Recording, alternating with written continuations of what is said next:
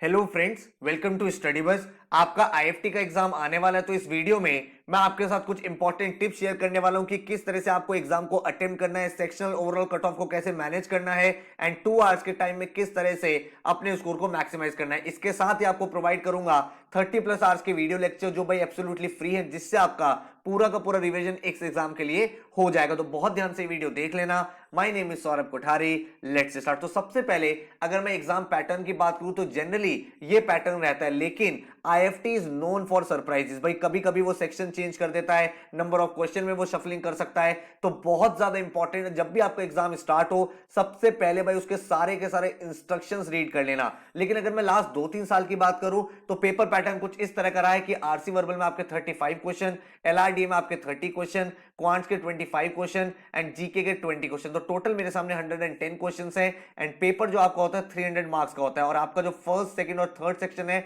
वहां पे जो आपकी स्कोरिंग रहती है वो इंटू 3 की रहती है एंड जीके का जो सेक्शन होता है उसमें आपकी जो स्कोरिंग है 1.5 की रहती है। अब अगर मैं कट ऑफ्स की बात करूं तो ये बहुत ध्यान से समझ लो। देखो, आईएफटी के पेपर में आपको सेक्शनल कट ऑफ भी क्लियर करना है एंड ओवरऑल कट ऑफ भी क्लियर करना है। दोनों की दोनों चीजें कैसे क्लियर होंगी ये समझो। जीके का सेक्शन 30 मार्क्स का है, उसमें से भाई 5.5 मार्क्स चाहिए थे लास्ट ईयर आपको सेक्शनल कट ऑफ क्लियर करने के लिए। देन आरसी वर्बल में आपके सामने 105 मार्क्स का पेपर है, 19 मार्क्स चाहिए थे सेक्शनल कट ऑफ के लिए। एलआरडीए में 90 मार्क्स का पेपर था, 13 मार्क्स चाहिए थे एंड क्वांट्स में 75 में से 8 मार्क्स चाहिए थे। अब बच्चे गलती पता है क्या करते हैं, वो कहते हैं सर हमारी सेक्शनल क्लियर होगी। वो सेक्शनल में सब में अपनी मिनिमम कट ऑफ को क्लियर कर लेते हैं, लेकिन आप ये भी ध्यान रखो कि आपको ओवरऑल स्कोर को भी मैक्सिमाइज करना है। तो आप ये गलती मत करना कि या तो सिर्फ आप ओवरऑल करने लगे मैक्सिमाइज, आपने एक पूरा सेक्शन छोड़ दिया, और ये भी गलती मत करना सिर्फ आपने सेक्शनल कट ऑफ करी एंड ओवरऑल स्कोर को मैक्सिमाइज नहीं किया। तो ये डिटेल स्ट्रेटजी बताऊंगा किस तरह से आपको स्कोर इंप्रूव करना है, क्योंकि जो आपकी शॉर्टलिस्ट आएगी उसमें 73% वेटेज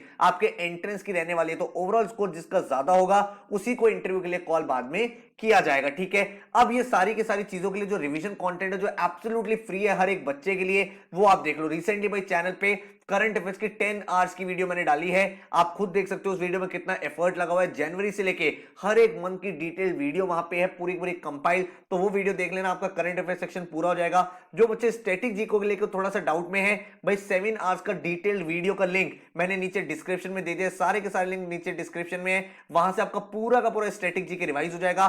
क्वांट्स अगर आपको रिवाइज करना है तो 7 आवर्स का वीडियो वो आप देख सकते हो। उसके बाद आपका पूरा का पूरा क्वांट्स एक बार रिवाइज हो जाएगा। इसमें मैंने क्वेश्चंस भी कराए हैं, सारे कॉन्सेप्ट भी करा दिए हैं। एलआर के लिए मैं आपको 2 आवर्स का वीडियो दे रहा हूं, जिसमें आपका बेसिक एलआर भी कवर हो जाएगा, थोड़ा बहुत एडवांस एलआर भी हो जाएगा। एंड डीए का आपको एक वीडियो दे रहा हूं जिसमें आपका 2 आवर्स का पूरा वीडियो, जिसमें हर एक टाइप का question, chart, diagram, table, caselet, ये सारी कवर हो जाएंगी। आईएफटी में वोकैबुलरी के क्वेश्चंस भी बनते हैं, तो 3 आवर्स का वोकैबुलरी का वीडियो जिसको देखने के बाद आपका ये रिवीजन हो जाएगा। तो टोटल अराउंड आप देख सकते हो 30 आवर्स का कंटेंट है। जो भी टॉपिक आपके लिए इंपॉर्टेंट है, हो सकता है आपने इसमें से कोई वीडियो पहले देख रखी हो या हो सकता है किसी वीडियो की रिक्वायरमेंट ना हो, तो अपने अकॉर्डिंग ये वीडियो देख लेना। जो भी आपके लिए इंपॉर्टेंट हो उसको देख के जरूर जाना, प्रॉपर्ली उसके नोट्स बना लेना। ठीक है, अब बात आती है सर हमारी अप्रोच क्या होनी चाहिए। तो सबसे पहले और सबसे इंपॉर्टेंट चीज क्या है कि आप अपने एग्जाम में पूरे के पूरे इंस्ट्रक्शंस को रीड करोगे। इंस्ट्रक्शंस रीड करना बहुत बहुत ज्यादा इंपॉर्टेंट है, क्योंकि आईएफटी में कुछ भी अगर चेंज हो रहा है तो वो भाई आपको उसी दिन पता चलेगा। तो इंस्ट्रक्शन रीड करने के बाद आपको ऑन द स्पॉट अपनी स्ट्रेटजी पे थोड़ा सा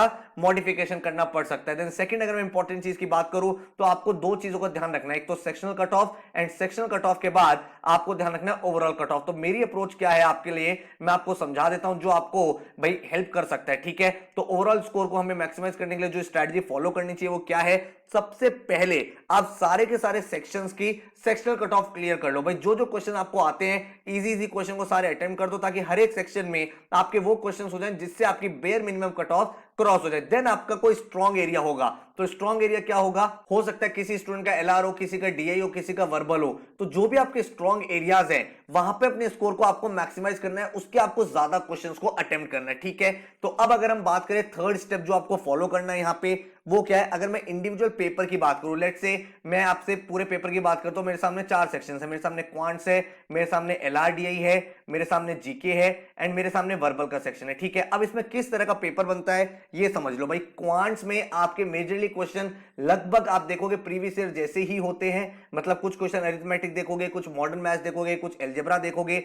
एलआरडीआई आईएफटी का नोन है लेंदी कैलकुलेशंस के लिए। यहां पे कभी ऐसा नहीं होता कि बहुत ज्यादा कॉम्प्लिकेटेड क्वेश्चन आ रहा है, नहीं ऐसा नहीं होगा। लेंदी कैलकुलेशंस होंगी तो आपको कैलकुलेशन जल्दी जल्दी करनी है।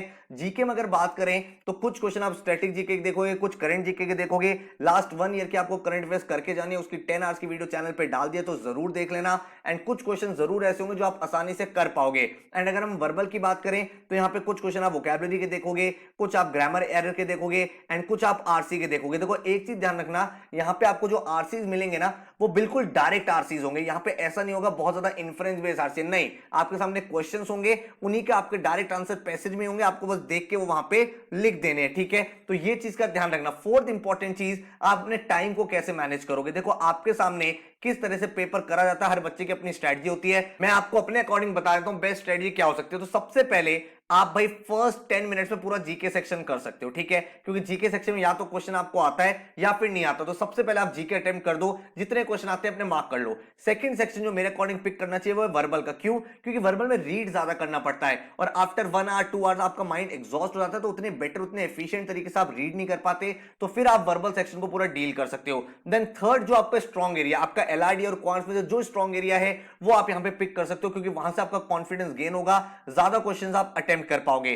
देन आप एलआरडीए सॉल्व करोगे एंड इसके बाद जो आपका रिमेनिंग टाइम होगा उस टाइम में आप अपने स्ट्रॉन्ग एरियाज को उठाओगे एंड उनके मैक्सिमम क्वेश्चन अटेम्प्ट करोगे। तो मान लो आपने फर्स्ट 10 मिनट्स यहां पे दे दिए, देन आपने अराउंड 25 मिनट्स वर्बल को दे दिए, उसके बाद आपने अप्रोक्सीमेट 30 मिनट्स क्वांट्स में दे दिए, देन आपने 25 मिनट्स एलआरडीए में दे दिए। तो टोटल आपका 1.5 आवर्स हो गया। एंड देन जो आपके पास रिमेनिंग टाइम बचा वो आपने टाइम अपना पूरा का पूरा जो 30 मिनट्स का टाइम बचा वो आपने स्पेंड किया कहां पे, जो आपका स्ट्रॉन्ग एरिया है उसमें आपने 20-25 मिनट देने। लास्ट के 5 मिनट जो भी आपका अदर सेक्शन है जहां पे आप देना चाहते हो, या फिर इन 30 मिनट्स को भी आप 15-15 मिनट्स में डिवाइड कर सकते हो, जो भी आपके दो स्ट्रॉन्ग एरियाज है। बहुत बार ऐसा होता है एक इंडिविजुअल सेक्शन आपका स्ट्रॉन्ग नहीं होता, दो सेक्शन आपके मॉडरेट होते हैं, तो उसके अकॉर्डिंग हम यहां पे टाइम डिवाइड करके अपने अटेम्प्ट्स को मैक्सिमाइज करोगे। ध्यान रखना अटेम्प्ट्स भी आपके अच्छे होने चाहिए ताकि आपका स्कोर मैक्सिमाइज हो। एंड एक्यूरेसी प्लीज थोड़ा सा देख के करना, जल्दीबाजी में मत रहना। अगर आपको किसी भी पॉइंट पे ये लगे पेपर डिफिकल्ट है तो सबके लिए डिफिकल्ट है, एंड अगर आपको लगे पेपर आसानी से हो रहा है